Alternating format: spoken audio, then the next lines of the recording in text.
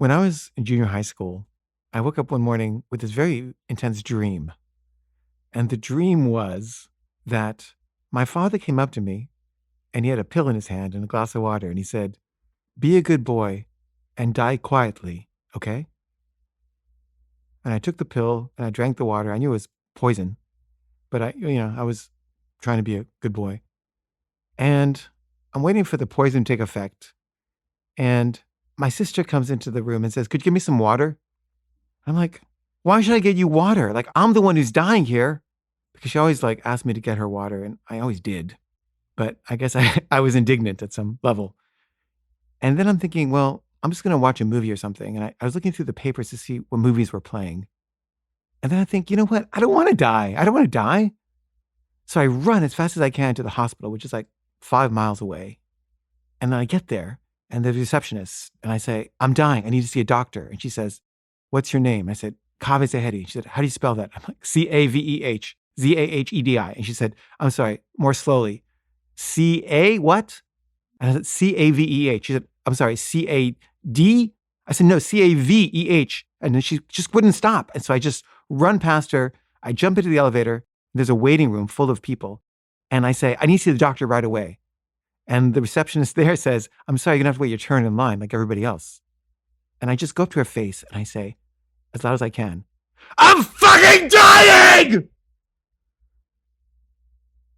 And then she lets me into the doctor's room and they pump my stomach and I go home. And my parents are having a funeral for me in the backyard. And I say to them, "Hey, everybody, I'm not dead. I'm back." And they all look at me really mad because I've ruined the funeral. And they chase me away with sticks and stones. And when I woke up from this dream, I wrote it down. And I remember thinking I should make a film about this dream one day.